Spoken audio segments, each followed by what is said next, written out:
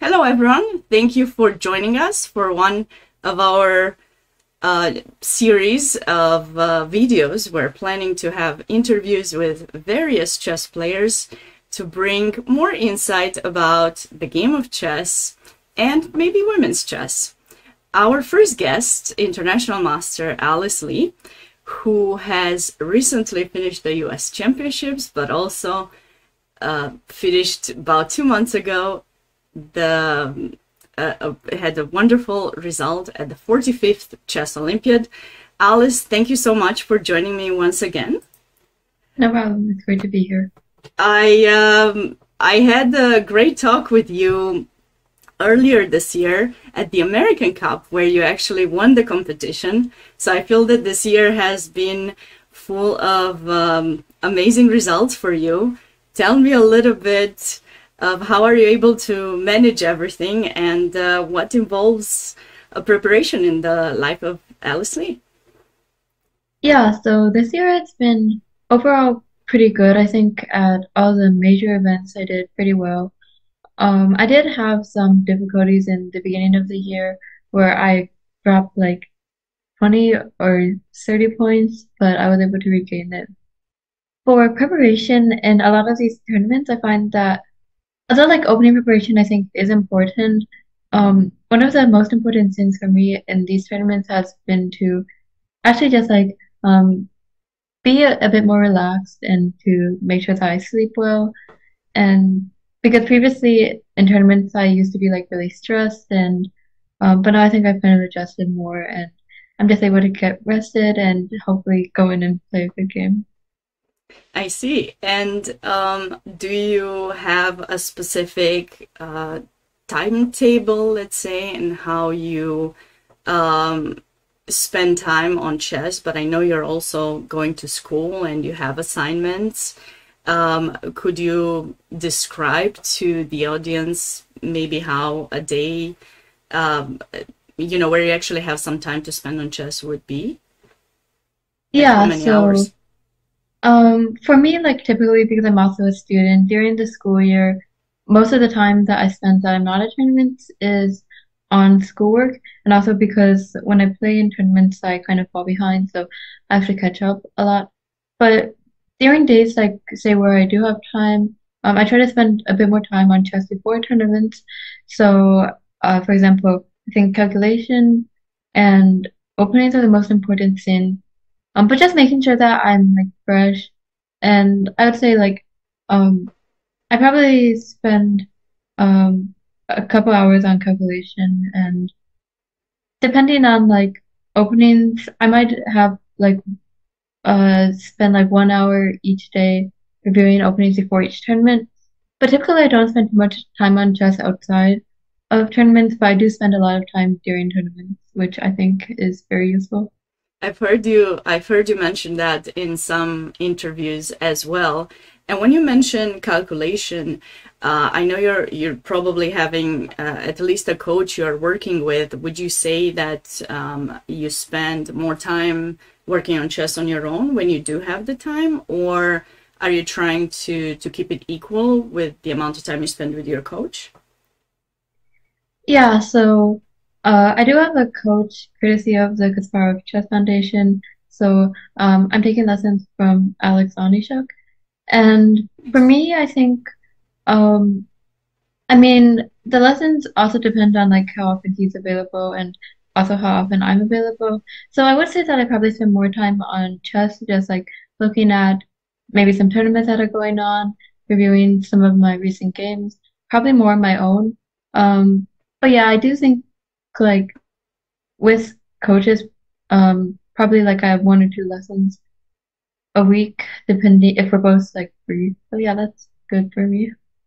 And do you get homework still Homework from from the the coach. coach? From the coach, yes.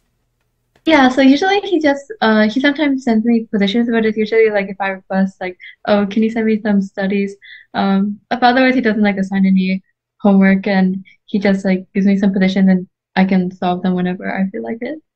I'm asking you these questions because I feel that a lot of the audience who might be watching this video might be um, girls who are interested in getting better, or maybe some of your fans, and maybe they're trying to find um, to look up to you and see what it is that you are doing. I noticed there's a tendency to look up at someone and then want to do exactly the same things as they do, and I want the audience to get this feeling that it's there's a lot of work that's put behind in order to get where you are today. I'm sure you've spent a lot of time, maybe even more time when you're growing up. And I know you're I think you're being modest when you say you only work an hour and two. I pretty much see you very often also playing a lot of games online, aren't you, Alice? Oh yeah, I play a lot on like chess.com and WeChess, but I kind of stopped now because it got a bit too addicting, and also because I have to focus more on schoolwork.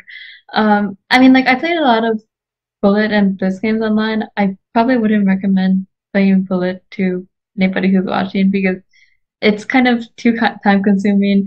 Like even though each game only lasts like 2 minutes, if you play a lot of games, then it will pile up in time. But yeah, in general, I found like also playing Blitz online was pretty useful for me. I'm not sure like more recently if it's been useful, but definitely like when I was improving, when I was trying to test out some new openings, I typically play on like a private Chess or chess.com account, and I just like get some more experience. And I think in general that's useful compared to like just like playing an opening if you don't know it. Making sure that you have experience, even if it's just an online quiz game, is pretty useful.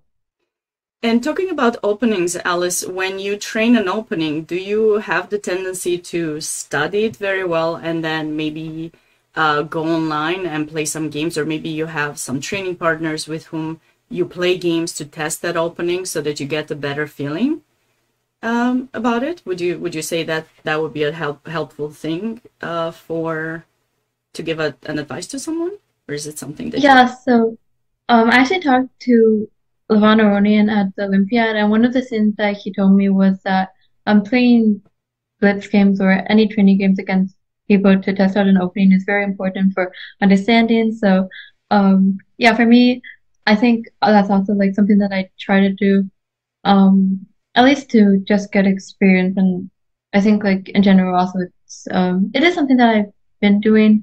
I did play rapid games online with a few training partners, I think 1 or 2 years ago when I was working on openings more. But yeah, now sometimes during tournaments it's harder to get training games in, especially if there's like a lot less time in between rounds and you learn something before each round. But yeah, I think in general, if you have a lot of time to spend working on an opening, making sure that you play training games is just as important as studying the lines themselves. Very nice. Thanks for that advice. Hopefully, it will be taken. I want to ask you, Alice, for everyone to kind of have an idea of your growth as a chess player. If you can remind everyone how old you were when you learned to play chess and who taught you. Yeah, so I started playing chess when I was 6 years old. Actually, it was 9 years ago. My brother was going to the school chess club, and my parents wanted to drop us off at the same time. So then I started playing, and then I think like towards the end of the school year, my brother started playing in tournaments, USCF rated tournaments, and so I was sort of like just tagging along. And I was tagging along to a lot of tournaments for the first couple years when I started playing before I started improving. Okay. Would you say that you are spending way more time then than now on chess? Yeah, I think especially when I was in like elementary school, middle school during the pandemic, for me, like I didn't have other things, like there wasn't as much schoolwork. So I was just like playing a lot, watching a lot of videos, and I'm not sure exactly like how much time I spent or what my exact training routine was, but I know like I really enjoyed studying chess, so I'd like just go on ChessFit and watch all the videos on how to mate with two rooks, how to mate with a queen, and some other interesting topics. So yeah, I would say like I probably spend more consistent time then, although I wouldn't say like especially like now on average because when I play in tournaments, it's like 9 hours or something like that per day on chess. But yeah, definitely like when I was younger, I had a more consistent daily schedule of chess. But you're consuming a lot of knowledge, which is now definitely helping you to be able to bring it to the game, I'm sure. Let us move on to the representing the United States at the Olympiad. It was your first time, and you were the youngest in the team, and I think the youngest American player to compete in the Olympiad, if I'm not mistaken. Tell me, how did it feel to be a part of the team and be able to also communicate with the men's team, a lot of top players, from what I understood from what you mentioned earlier. Um, yeah, Yeah, so this was like my first Olympiad that I was playing in. And I did actually play in the World Team Championship a year ago. And it was kind of like, so this was like my second time representing the US women's team. But I think the Olympiad was definitely very different. You know, it's a 2 week tournament and it just gives you the opportunity to get to know the other players on the team a lot more. So in general, for me, one of the things that I really liked was just being able to get to know some of the other players that typically I'm competing against. So like actually like all the people that were on the Olympiad team were also in the US Women's tournament that I just completed, and I ended up playing them all like in the last 4 rounds. So that was kind of interesting. But yeah, in general, I just like really enjoyed the experience, not just of uh, playing in the Olympiad, but also just playing with not only my teammates, but also some of the top players in the world. Like, I think like I saw Magnus in person for the first time, which was pretty cool. And yeah, also being on like the same team as, or like with the U.S. men's team, and um, sometimes like I would eat breakfast with them if we were at the hotel breakfast place at the same time. And I think it was a really great learning experience and also just a good experience to have both playing on the team and also playing with some of the best people alongside in the world. that's great to hear. And you also had Malik as a captain.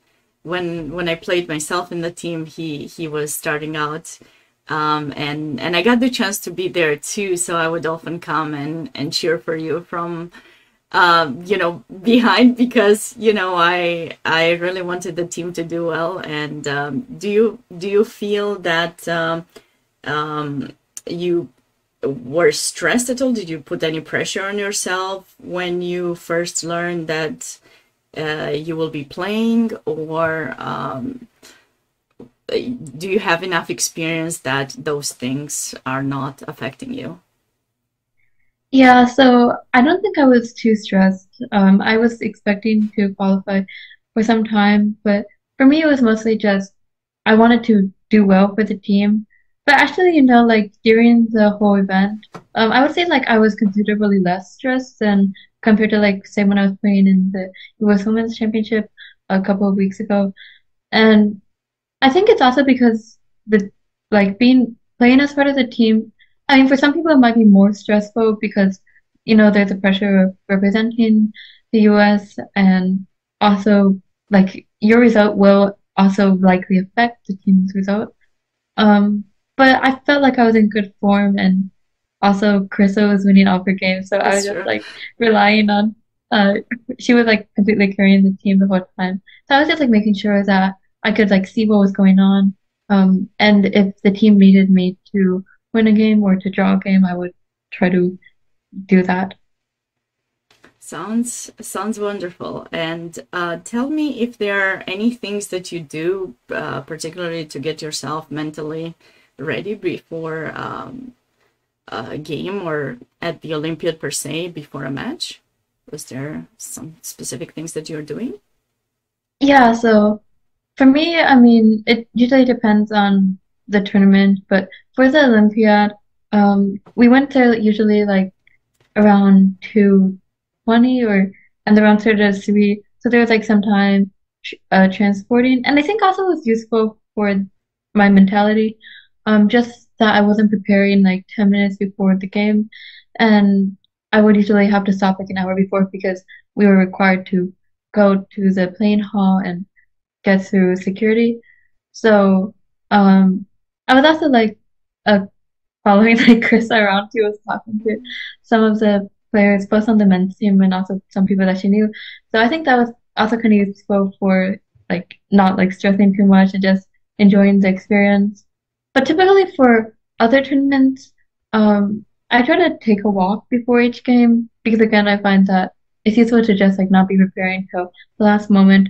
Of course, in like US tournaments where there's a lot of 2 rounds a day, it's a lot more difficult to like not spend time on chess before each round because there's just so little time in between rounds to prepare. So you have to be working on chess like up to the last minute.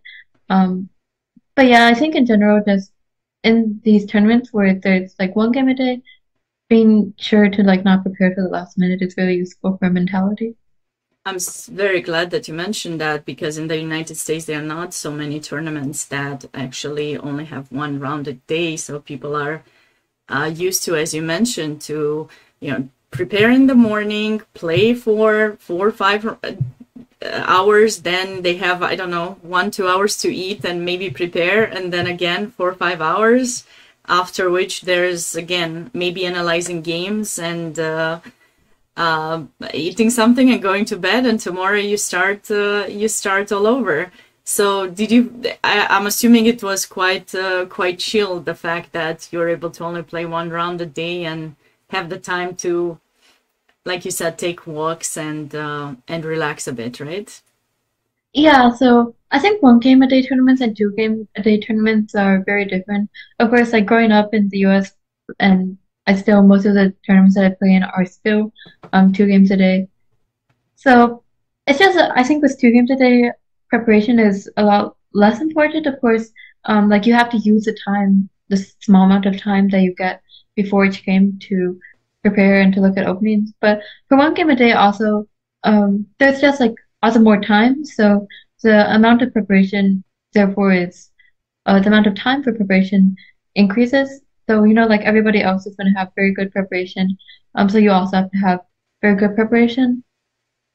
But yeah, I think like for me also it does give of course it's more time and also typically for me I was like trying to spend just like 2 to 3 hours on preparation before each game.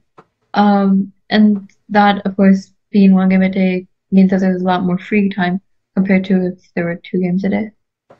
And as a chess player, oftentimes it is important to do other things, as you mentioned, to try to have your mind ready for the game. So if you can afford to not spend as much time to repeat everything, you want to take that time. I wanted to ask you a last question before we get into one of your games.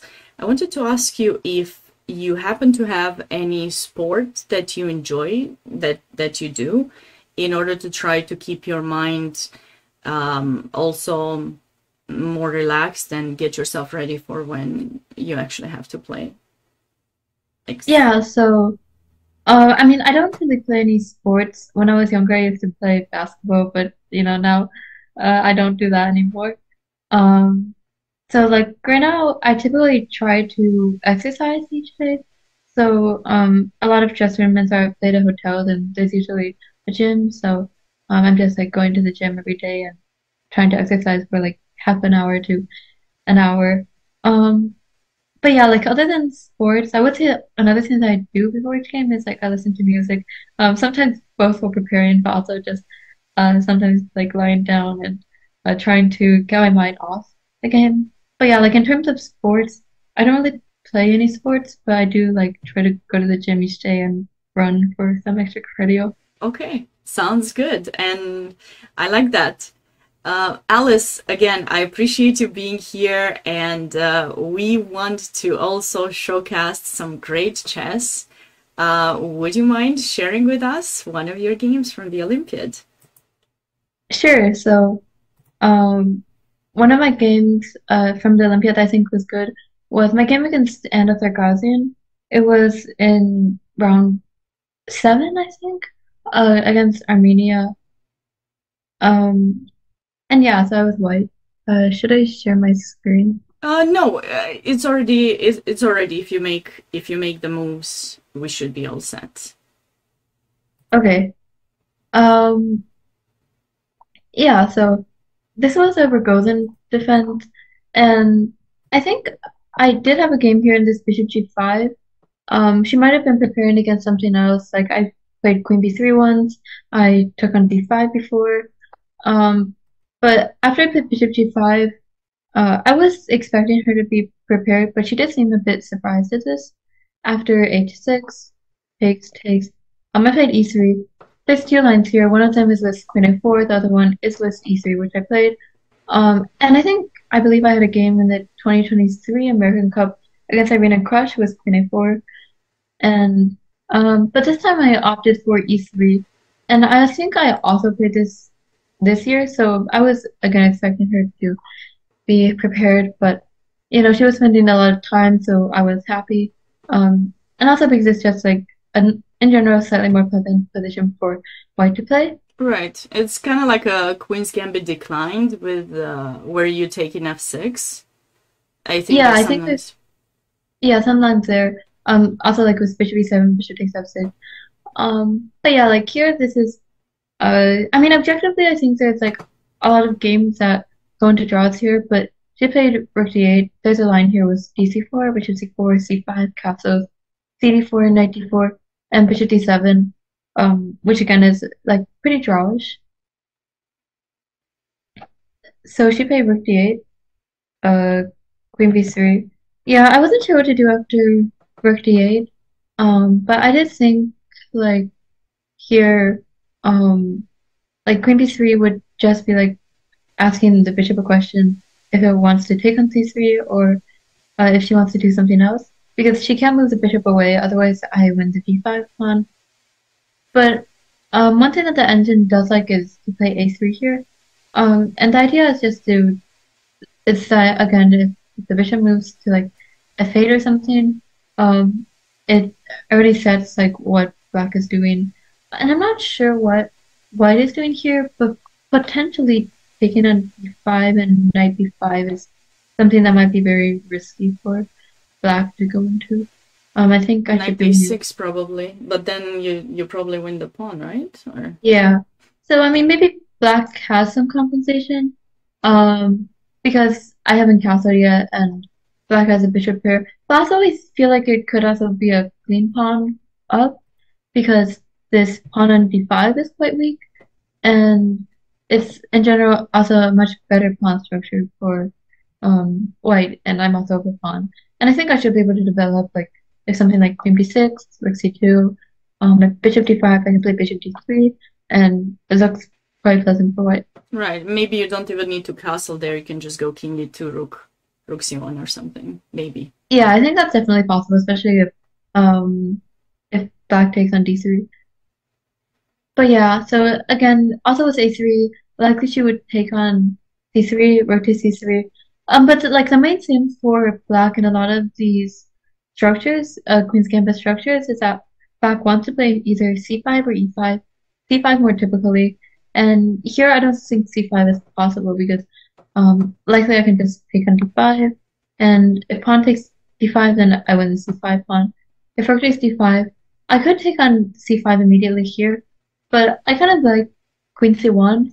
Um, Oh, that's and here nice. I should be putting the C pawn next because black can't do anything due to the pin. I like that. But you know, I actually, of course, when we're playing as chess players, right, we have our moves that we're thinking about, and then the engine seems to believe that others might be slightly better. I really like your queen b3 move because it kind of goes for the idea, right, that whenever you see someone placing a rook on the same file as your queen, we have the tendency to move um, the queen away, or we should have the tendency to move the queen, right? So that we don't risk some pins, some discoveries.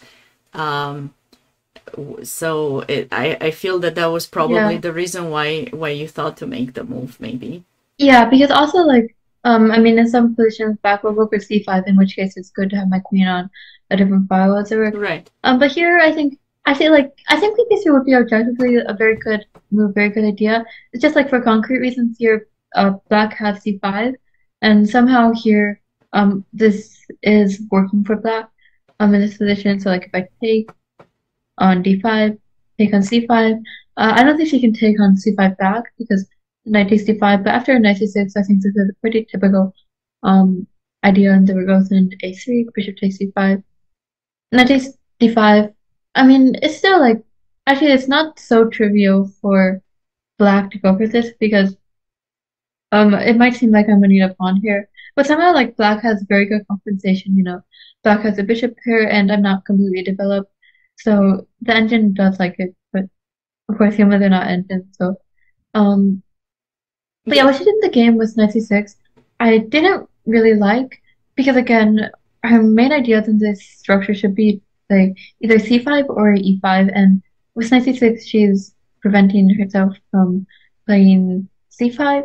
Exactly. So you Um, technically want to move, right? Because you didn't go queen a4 check earlier to play to attract knight c6, and now she was kind enough to still play it without being forced to in a way. So I feel like you were probably happy around this moment, right? Or Yeah, definitely. Yeah, because like usually the idea of pinning four is to provoke knight c6. And also here, it's not just like knight c6 ways to move, it's also that if she wants to play c5 in the future, she'll have to move her knight away. So it's actually like wasting two moves for her if she ever wants to play c5. Of course, I think our idea might be to play e5, but that's not completely reasonable now.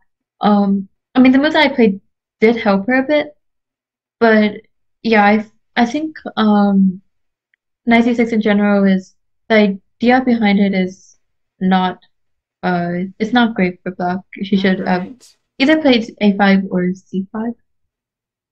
I see. Maybe in order to play e5, I think black normally takes in c4, right? And then plays e5. Yeah, so I think like when I was looking at here, I thought her main idea might be to play like a5, a4, take my queen Mm-hmm. away. Or I thought she might take on c4. But like the thing is, she can't really play e5 unless she defends the bishop or if she moves the bishop away. And she's also kind of in a bit of a tricky situation because the pawn on d5 is still there's still some tension surrounding it. And I think actually my next move here was not that great. I played c5. Again, I think this move a3 was very good, especially with the knight on c6. And here there's actually like some very concrete lines. But the main point is that if bishop takes c3, queen takes c3, this is just very good for white. Black is not getting e5 in, black is not getting c5 in. And actually, like in the future, it's extremely hard for black to ever play c5 because if black moves the knight away, um, black always has to consider like if I take on d5 and the c7 pawn is weak.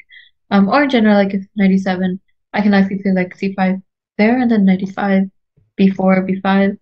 Um, but yeah, I think like after a3, there was a very interesting line here, and this is extremely engine-like, so nobody would like be able to see this in a game. But it's like here, bishop f8, then you take the pawn on d5, take, queen e6, bishop c4, knight e5, queen b5, knight takes c4, and here this in-between move, knight takes c7, Oh, and somehow cute. here black is still fine. Like black plays queen g6 with the idea of taking on g2, and here I had take on c4, queen takes g2, knight e5. Like this is completely engine-like, and I feel like it's like nobody is going to go for this in an actual game. But yeah, like somehow here if I take on a8, it's not working. Um, maybe taking on f3, maybe taking on h1, but um, yeah, like here 95 is just a very somehow very good, and Yeah. even here the valuation is like plus zero point 0.6, so it's still That's extremely it? unfair. Wow. Point 0.6 So like only? yeah, plus zero point 0.6. Uh, apparently like also after queen takes f7, if king h8, then it's plus 2, but if king h7 it's only plus zero point 0.6. Maybe you I guess have like knight it doesn't make g6 or something. Yeah, it does make sense. Like it's worth here. I think I take on a8, but then like I always have 96 idea. Mm-hmm. Um, but yeah, like this. I mean, like it's just like a3. It's good if she takes on c3, but also like after bishop f8, this sign was taken on d5 is kind of uh unclear to like see. So likely if I had seen this, I probably wouldn't have taken on d5. I would have done something like queen c2, which I think is also pretty safe. It's prophylaxis against if she wants to take and after bishop takes the knight d5, because here taking on c4 is not as effective. And again, it's still like a pretty pleasant position because the knight is on c6.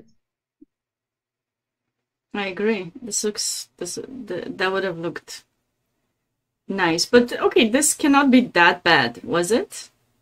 Yeah, so c5 I think was still okay. But after like a5, bishop b5, my idea was like, because if I play a3 here, she can actually play a4. And then she has a choice whether she wants to take, but likely she'll go back to a5 with the bishop. And then play for e5 ideas. So yeah, here I played bishop e5, also developing the bishop. And she played e5 here. Actually, like for me, I for some reason just completely didn't consider this move at all. Even though I know like one of her main ideas in this position, now that she can't play c5, is to play e5. And actually my one of my main ideas with bishop e5 is I want to play a3 next, because if she takes on c3, after queen takes c3, she can never play e5. So she takes this opportunity to play e5. And yeah, here I castled. This position is extremely interesting. Also, because I think like here there's just some very concrete lines. Um, I was looking at like if I play a3, but yeah, I feel like here, even if it's just something as simple as bishop takes c3, probably b takes c3, e4. Somehow here, this position, black is getting some initiative against the G2, inside. yeah. Like if I castle bishop a3, it's very nice, and I don't want to have to play g3 because it's quite weakening. Yeah, I had to do once a move like that in a position, and then my king was in big trouble, and I could have avoided it. But my question to you was: did you consider bishop takes c6 after e5? Is that an option, or did Yeah, they so take I in think bishop d4? takes c6. Um, I'm not sure actually what is covering here. I think it's likely I rejected this, both because I'm not sure if e takes d4 is possible, but also because this direct line with b takes c6, I can take on e5, but after bishop a6, the bishops are just very good, and I mean I can try to kick this bishop out with like a3, and maybe she'll take on I a3, was queen takes thinking, c3. yeah, I was thinking Um, maybe you have knight d3, but maybe uh, rook b8 first, and then you won't have knight d3. Yeah, I'm not sure if rook b8 here. Actually, rook b8 here might still be interesting, yeah, because after knight d7, somehow like queen g6 might be working. Yeah, I'm Um, not sure. I haven't calculated. Actually, I'm not sure. Like because after knight takes b8, queen takes g2, I can take on a6, and I probably should be winning material there. But yeah, I think like here, possibly queen g5 is also a move. Um, it's just quite unpleasant if I play something like g3, maybe queen h5, just provoking more weaknesses. If I play f3, also probably f6. And I think this is just quite dangerous in general. And I felt like it was safe to castle. Also after bishop takes c6, it might be possible to like play e takes d4. Um, and for example, if bishop takes d5, taking on c3, takes, and even taking on c3 again, and taking on Right. d5. Deflection. Very nice. So yeah, I felt like castle was the safest, but black is still okay here. It's just her next move was not great. So, And Alice, before we continue, I want to ask you because I have to mention your opponent, Anna Sargysian, is from Armenia, and Melika Chian, the captain of the U.S. team, originally from Armenia, but of course he's American and everything. So, did you receive any advice before the game as to how you have to play against your opponent? So, like, did he mention that she was more of a tactical player and you have to be careful about those things, or maybe your coach mentioned that? yeah, so I think for especially this match against Armenia, Mhm. most of the advice I don't think it was from Melly. I think it was from some of my teammates. For example, um, I think like Becca might have said like that Anna's like a very tactical player. Mhm. Also I know like Anna Sargysian, she's a student at Webster, so she plays in a lot of the US tournaments. Right. So like I was able to like I've watched some of her games before, because we were at the same tournaments.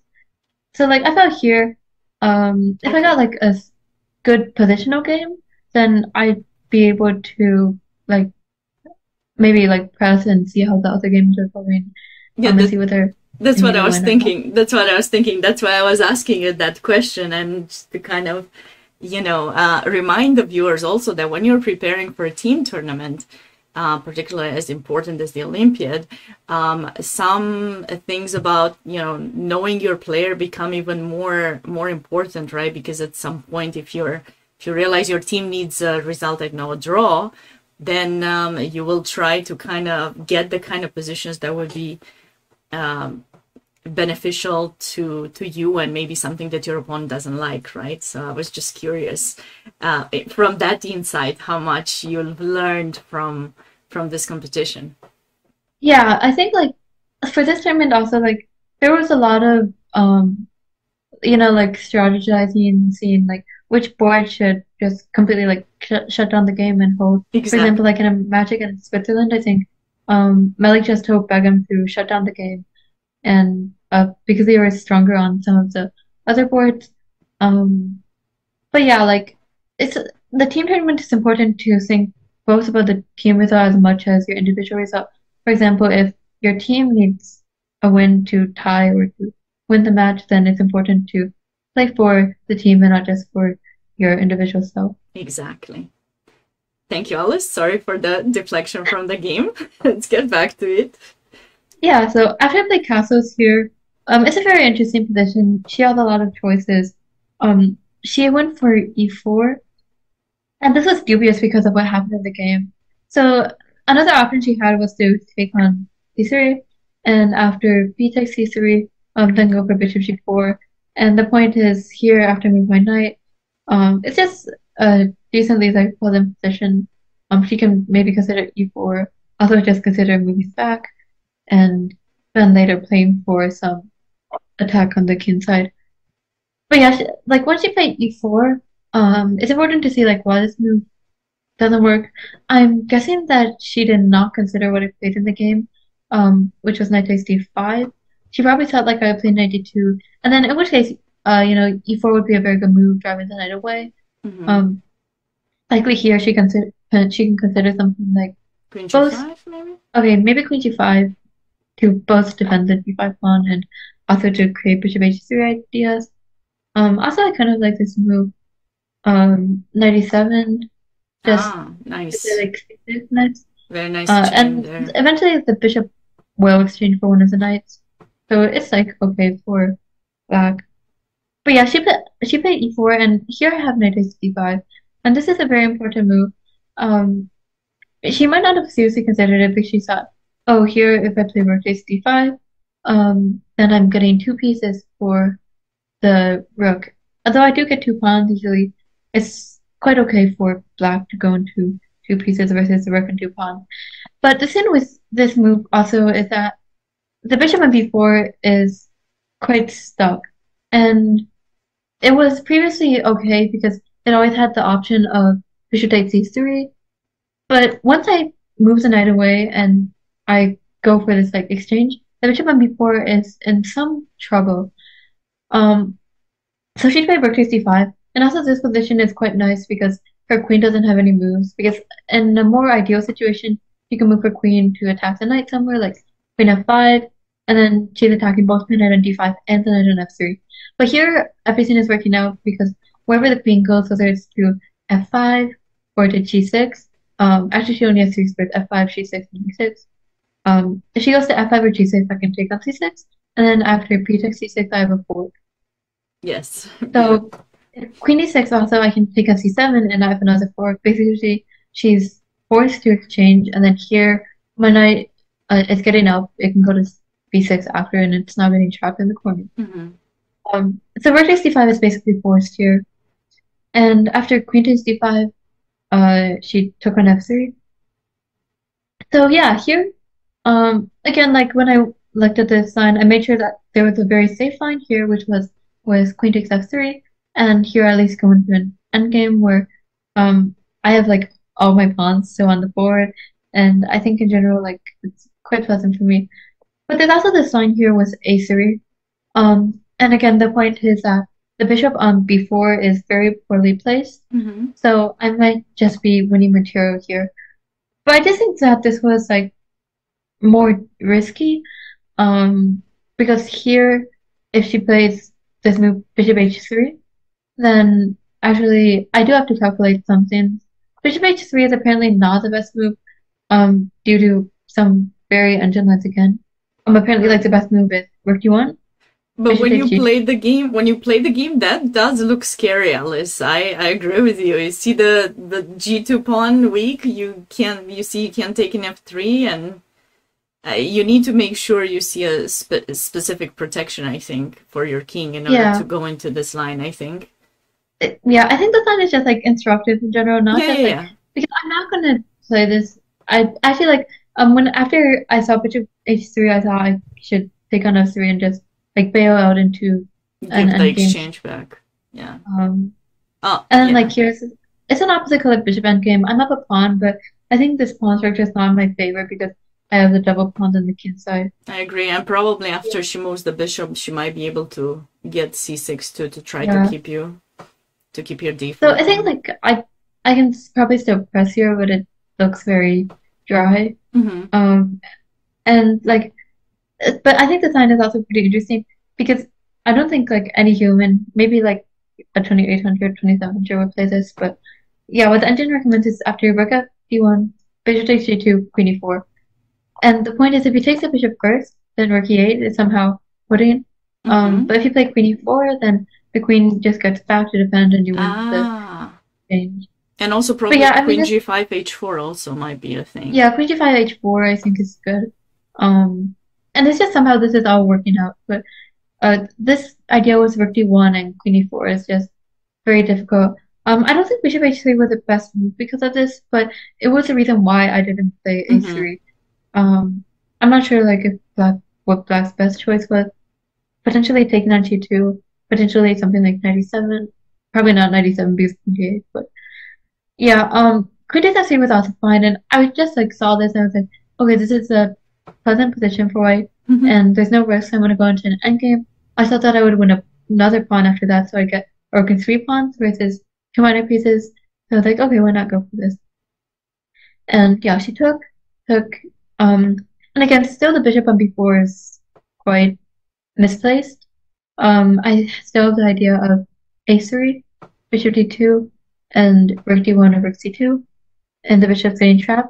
So she sort of has to play a4 a4. here to give up the pawn. And here, when I was actually like originally calculating, because it looks like here maybe I should be able to somehow trap the bishop. Even when the bishop goes to a5, the pawn is still in c7, so it's not completely safe.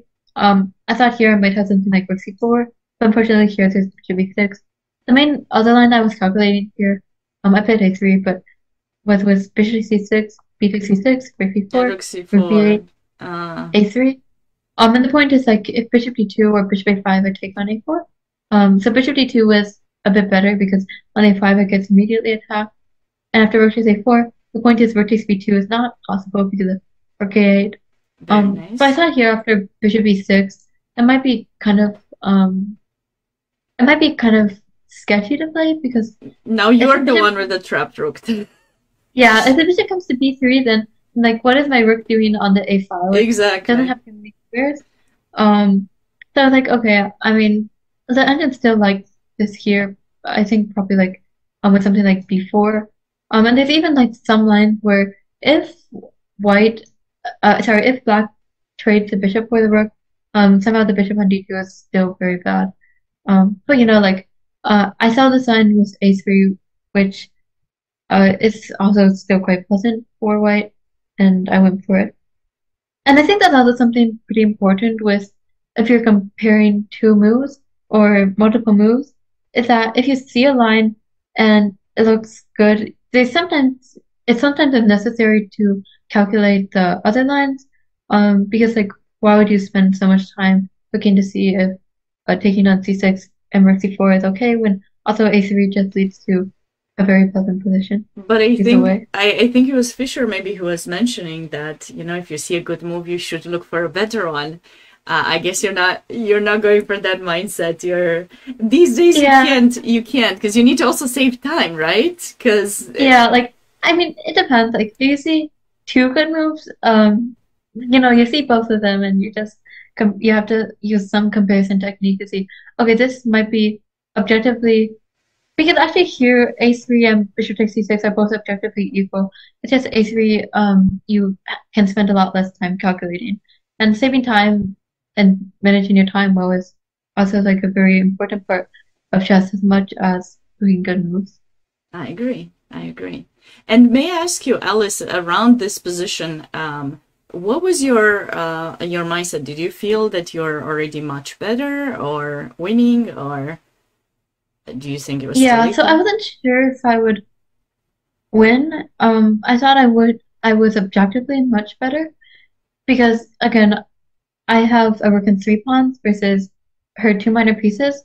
I did think it would be a bit difficult to win because she does have the two bishops. If she's able to reorganize her pieces, none of my pawns are particularly going forward quickly. Hmm. But yeah, I thought here like I shouldn't have any risk of losing. It should be a two-result game, and I would be playing for a win here. Nice. Yeah, so like after a3, should be bishop a5, which makes sense because bishop d2, I just get rook c2 in. I took on a4. The point is after bishop d2 here, I can play rook c2 or rook d1, and she doesn't want to give up her two bishops. So she played knight d7, bishop d2, and finally her dark square bishop got kind of some freedom. Rook d1, bishop h3, bishop d3, rook d8, bishop f1, bishop e6. I mean, this is all just like maneuvering around. My goal here was to play some moves, see where she wants to put her pieces, and then eventually start pushing my pawn to the queen side with like maybe b4, a4, b5. Hmm. But I do have to always be a bit careful because pawn pushes can be weakening and um yeah. But here, like after I played bishop c4, she played this move knight f5 very quickly, and I was completely shocked to see this move. Because I think she only spent like 2 minutes around here. Hmm. And for me, it feels like some sort of conceptual mistake because she one of her main pluses in this position and one of her main sources of compensation is that she has the two bishops. And by playing knight f5, she's just voluntarily giving me the opportunity to trade off a pair of bishops, so she doesn't have that advantage for compensation anymore. So I think like here, if I were her, I would have considered like bishop h3 or knight d5. Um, I mean, 95 honestly feels a bit more natural. She puts her bishop back to e6, and here, of course, it's kind of difficult for me to make progress. If I play e4, this is obviously much more preferable for her Hmm. because she gets knight f4 in, and although she does get like some exchange, she gets the f4 square, which is very important. She can probably take this I was gonna pawn, say, yeah. yeah, and then here, she might even just be like winning some material back with 92 is spin. unpleasant, yeah. Yeah, and also it feels like here it's very hard to push my pawns back. If my pawn went back on e3, it might be a different story. Um, Maybe she but could yeah, have like even gone 92 instead of taking your bishop back. I'm not sure. Like after knight f4, bishop takes. yeah, here 92 might be possible. Yeah, and then I guess here she does have to like see if I play king f1 takes. Takes, maybe you can move the bishop. I guess like I can play bishop c4. Also, this looks fine for black. Like okay, I'll win the knight back, but she'll be able to take on e4. She'll get an active rook, and it looks like everything is Hmm. okay for it's okay for black. Um, so yeah, I guess yeah, 92 probably is But also very good. you don't need to go e4, Alice, right? I mean, I know you're showing Yeah, I that don't for need to the go audience, E4. but Yeah, I think E4, I would never play E4 in this because yeah. it's just like you can't give up the F4 square. And you have that great chain. I love that chain. Like I feel that Yeah. when you move it, you want to go with all the pawns forward. Just Yeah, so like if I moved any pawn here it would probably be F4 or B4. hmm. B4 might be more natural because like after bishop C7, I'm just directly pushing my pawn. I would probably also consider something like A4 here, and the point is after knight takes B4, takes, rook B1. Maybe she'll get bishop a5, but I'll probably be able to double my rooks and we'll be Yes. fine. B7 So will yeah, be like lost. just pushing the pawns on the queen side. But the important thing for black is that even though, of course, here I'm still apparently better, at least for her, she had the two bishops, and the two bishops are just very good in general to have and it's an endgame, so that's basically her main plus. Yeah, probably she just thought that after playing knight f5 and you would capture an e6, she would take back with the pawn, and maybe by the fact that she's bringing a pawn closer to the center, she thought it would somehow slow down your, menacing central pawns. That could Yeah, I think be, that's yeah. definitely possible. I think there was just some misevaluation in this Mm-hmm. position. I agree. Perhaps she thought like she could win my f pawn. Because like actually here, for example, if I do nothing, sit and wait, she will be able to like get some stuff done. She'll likely play like g5, king g7, knight h4, bishop c7, and Right. put some pressure on the Mm-hmm. f pawn. But Yeah, so I f4 played is f. so natural, I feel like. Yeah, so like I think f4 is very good. It's also very natural. It's just also like the bishop's on a5. It wants to go to c11, but it's on c7 it's also putting a pawn. Exactly, dead. You have all your pawns on the same color as her bishop, so it Yeah, starts another thing from. is like she exchanged the light square bishops. Mm-hmm. So if she has a light square bishop, I don't think I would want to play f4 Of course, because yeah. creating like some holes here around like here. Um But yeah, then because she exchanged it, I don't have to worry about the light squares at all. And I can just like play on the fact that hey, f4 is restricting her dark square bishop. It's also preventing some g5 ideas. So yeah, like once I got into this position, I thought that it should be a pretty easy win. But Mm-hmm. actually, like she'll put up very good resistance after this. So yeah, like here I should be winning the b7 pawn. I loved how you And activated with the rook and didn't attempt for the b4, a4, b5. yeah, I mean, because like I have a very concrete way to win the Yeah, B pawn. exactly, It exactly. might be a bit different if our king was like on E7, then I would consider, oh, maybe I should start pushing my pawns because if I go for the B7 pawn, our king will get in time. Mm-hmm. But here it's pretty concrete. And yeah, so after she played rook D7, of course, there's some indirect prophylaxis against rook takes B7 because here bishop takes H2 is possible. Of course. And You have to be careful. yeah, Till I always have to then. be careful for some of her tricky ideas. After rook D3, um, I'm playing rook b3 next, and then I don't have to worry about any bishop takes h2 because then I'll have two rooks attacking b7. So yeah, also this is what I was saying, like if the king was on e7 here, like say for a black move here, potentially she could play king d8, king c8, maybe bishop b8, and then start going for some of the um pawns on the king side. Mm-hmm. But because it's uh One not step, black move to yeah. king e7. I'm just directly winning a pawn. Yeah, so I saw like here she might play e5, then after rook b3, taking on d4, rook takes b7. This is a very concrete way to win material. The point is d3 and taking on e3, both of them work. If she takes on e3, I can just directly take back.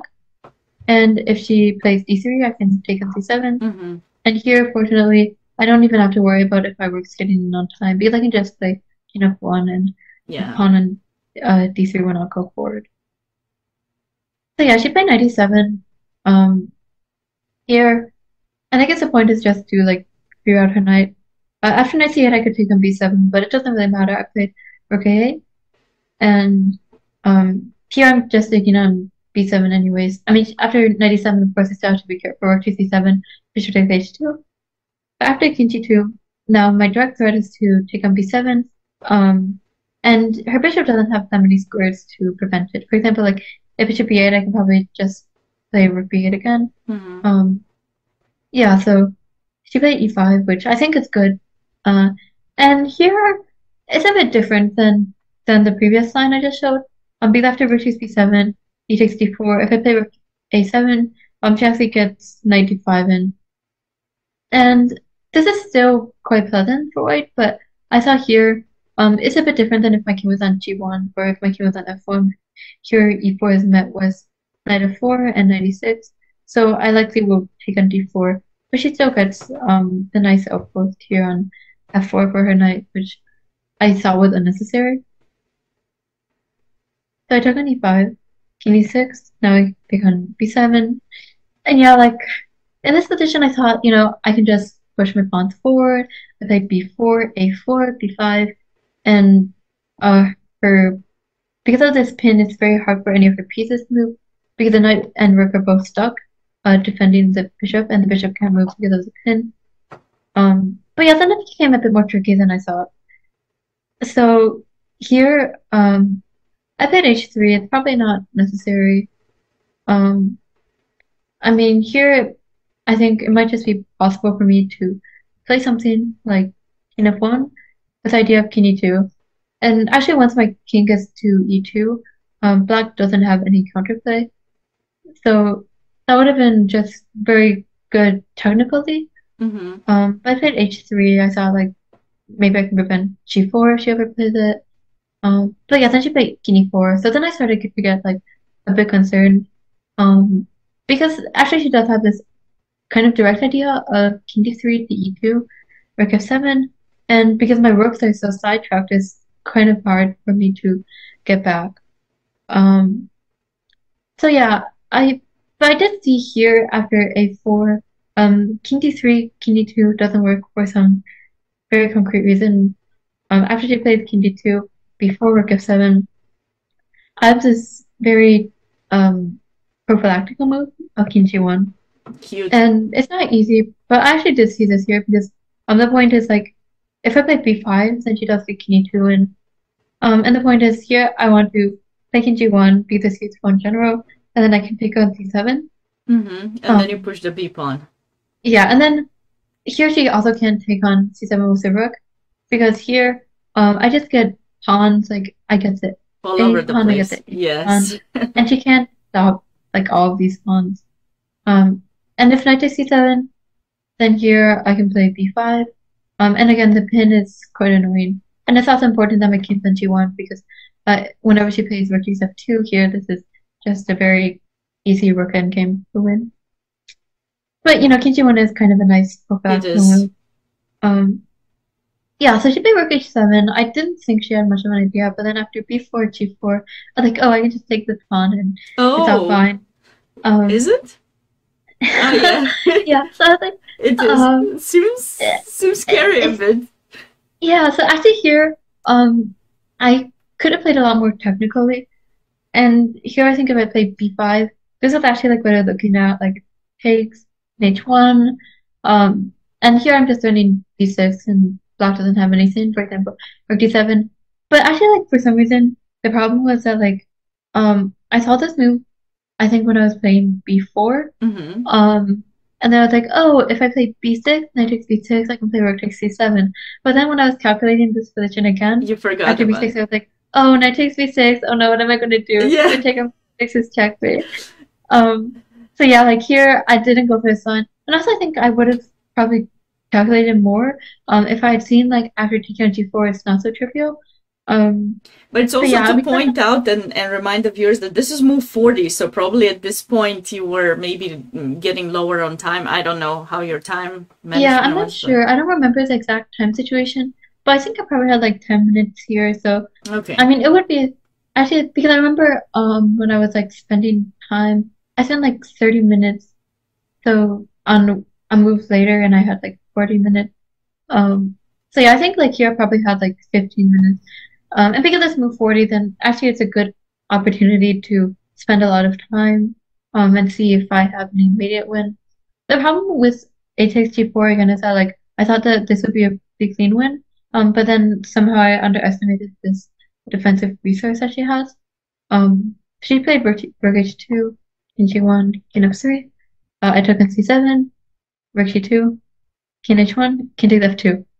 So yeah, like we got to this position here. And I was so like I was completely bamboozled because she's just playing king g3 next, and then her direct threat is to play rook b2, and I don't actually have that many open up files, so right. And this pawn is the like I like to call it the umbrella that covers the checks from from Yeah, behind, like so it can get a bit scary indeed. yeah, definitely. Also like if this was a black pawn, here I could play rook g7, and Mm-hmm. after king g3, I can take on g4. But the problem is that I can't take my own Yeah. pawn here. So then it's like extremely annoying because like also like all of my pawns are being complete menaces to my position. Because like if I didn't have any of these pawns here, I think likely it would be much easier to just like defend, choose an open file to go to. Like so if the e-pawn in here, I could probably play rook e7 and rook e1. But the problem here is also that the only open file for me is the f file Mm-hmm. and um or the h file, but like the h file doesn't really prevent mate. The only open file for me is the f file, and when I play rook f1, Knight takes um, c3. then both yeah, knight takes c3 is possible, and also she would be able to check, check, check, check Right, right. wherever. So yeah, here, the good thing about it is that there's not too many options for white. So basically, I just have to consider rook d7 with Mm-hmm. the basic idea of taking the knight on d5 and also rook h7.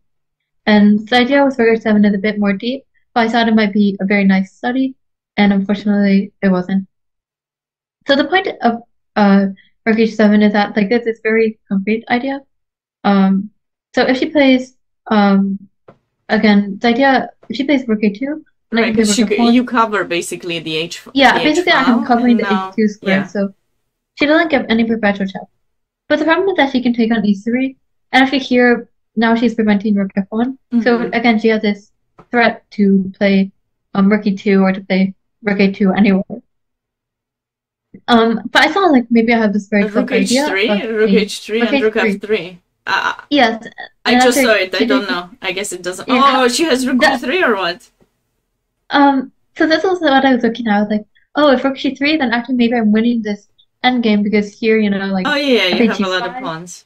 And again, the pawn on just like my pawns are so spread out. And then I was like calculating, oh, actually she can't defend it. But I was like, oh, but what if she doesn't try to save her rook or save her knight? What if she Oh, king decides to h4. give up material? And then actually here after king 64, it's quite annoying because after rook b2, this is actually a draw. I can't really do anything here.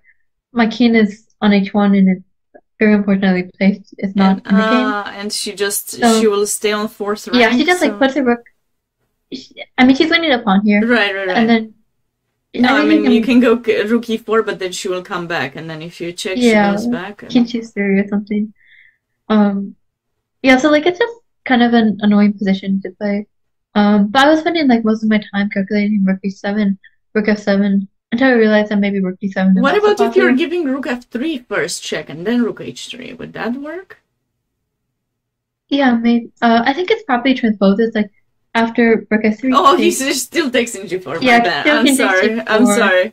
I was trying to make Very it work because unfortunate, you're right. It does look like a cool study-like position, but Yeah, I mean, it'd be very nice if she only has rook d3, but unfortunately, she doesn't have to be stingy. She can give up the knight on e3, and unfortunately, the rook endgame there is somehow just not working for me, even though I'm up two pawns.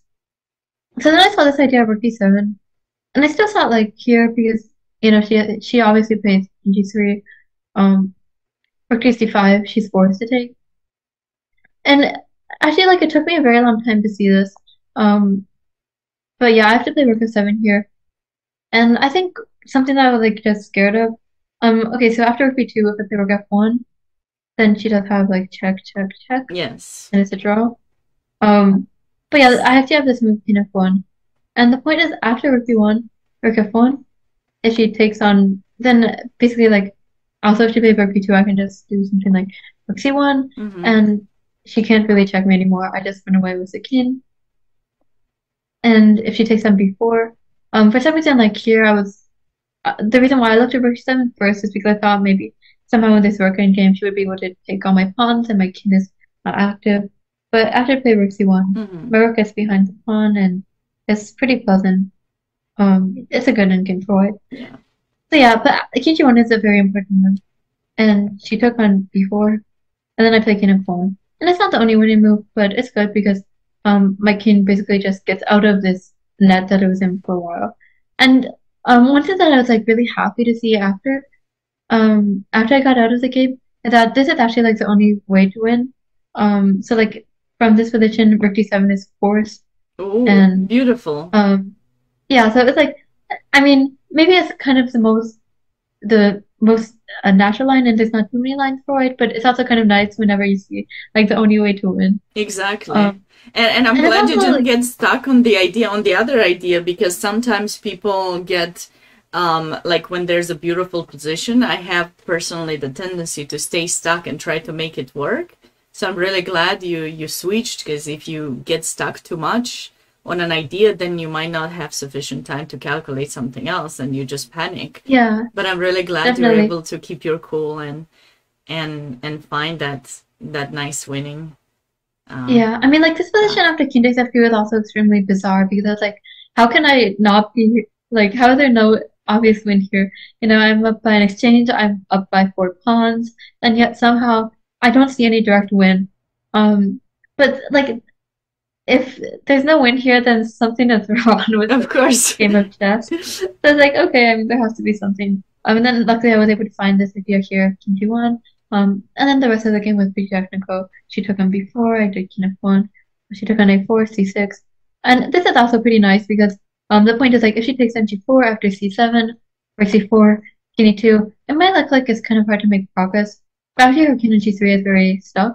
Right. If she I takes love on your G3, rook there. It's Rook just F1. oh, okay, yeah, you have that too, but it's And just also here, actually, like if she does nothing, also, I mean, maybe I'll cut her king off another file. But like my idea is basically like king d2, king d3, and then I want to play e4 next. yes. And then here I should be winning. And if she moves the rook anywhere else away, then I get king d4 in, and the king is coming to help the pawn. So yeah, so she played rook a8, but here after g5, this is just winning for white, and she resigned here. Very beautiful game, very instructive, Alice. I love it so much, and even more with your explanations because I've seen it for before, first at the Olympiad, and then I knew this was the game that you wanted to show, so I checked the game. But I gotta say, I've learned a few things myself, so I certainly hope that the audience has enjoyed it too, and had the patience to go through all your lines. And I loved how you analyzed it, and also thank you so much for giving us all the thoughts that you had during the game. And yeah, because it's not always that you get this opportunity. So this is Yeah, brilliant. no problem. Yeah, And this game was really nice, I think. Also because if I drawn it, like somehow that bizarre endgame, we would have lost the match, but luckily we were able to tie, and that was also very important for later in the tournament for medal standing. I didn't say at the beginning. I should say it now. Now that we also saw the game, you also got 2 medals for Team United States. How did that feel to be at your first Olympiad and get 2 medals? Yeah, so this Olympiad was also like great, like to go in out of all the Olympiads I played in, I got medals in all of them. Um, but yeah, for me, I honestly like Winton. I wasn't expecting too much. Um, And I think also like the team medal was very it was like just something like so unexpected because even the last day, even after we were able to like save the last match against Kazakhstan, we weren't sure whether we would be able to get the medal because we had good tie breaks, but it was like we only knew until it was like official. Yeah, I kept And also for checking me, myself. yeah, it was like also great to get like an individual medal. Because it's like when you're playing for the team, also show your focus on just make sure to do what's best for the team. And that was like my main goal also. So getting like an individual medal was basically like the cherry on top of the cake. Of course. Congratulations again. This is great. I remember when I was playing myself a few times, we shared the third, but by tiebreak, we never got the medal. So I think it's been really many years since US got the medal. I think 2008 probably was the last time. Yeah, I think So so. for the women's team, I mean, men's team, of Yeah. course, they became Olympic champions as well. Alice, as a conclusion for our meeting today, I would like to ask you if you have any final advice that you would like to share for young female chess players, or maybe chess players in general, who are looking to improve their game and become stronger players or become title players? Is there any particular advice that you'd like to give? Yeah, I know like I say this all the time, but like one of the most important things is to just like enjoy the game. And to like because self-motivation is something extremely important and it's also like sometimes very difficult in such an individual sport like chess where it's like very concrete, you win or you lose, and when you lose then it just doesn't feel good. But it's like making sure that you enjoy the game regardless of the result. I think it's just like in general, the most important thing for anybody on all levels. Of course, there's like some concrete advice that I can give for like improving, which I would say to like don't spend all your time on openings. Because I think that's one thing that a lot of people, or like a lot of parents focus on. And I know like my parents when I was younger, like I'll spend a lot of time on openings. Um, but like making sure that you spend time on other aspects of the game, like calculation, end games, and just like strategic play. Looking at some recent games, I think is very useful. Um, but yeah, like for me, just like in general, like throughout my chess career, making sure that I'm enjoying the games and having fun has been extremely important. And I feel like for like all the tournaments that I've done well, it's because I was taking like a more relaxed mindset and I didn't put too much pressure on myself. And I feel like in a lot of tournaments that I did well, and that was also very important. Wonderful. So not as many openings. Focus a lot. Focus on openings. Those are important, but make sure you develop your strategic, positional thinking, calculation, and end games. That's what we take from you, Alice. Did I get it right? Yes. Thank you again for everything. Congratulations. Congratulations on the recent US Championship as well. Maybe we'll meet another time to talk about that too, but I wish you good luck on future events. What is your next tournament now? US Masters? Or do you Yeah, have thank you. Yeah, I'm playing in US Masters, but there is actually like a norm tournament before that, so I'm playing in a close GM norm tournament also in Charlotte. Um, and it's like back to back with US Masters. So yeah, I'm playing in the two Charlotte tournaments and hopefully World Rapids if I get everything sorted out with like the hotels and everything. I know hotels seem to be a bit pricey, but hopefully something will work out. I'm really I had a wonderful time. I hope everyone enjoyed. Thank you so much for those of you who are watching. Thank you, Alice, and hope to see you next time. Thank you. It's great to be here.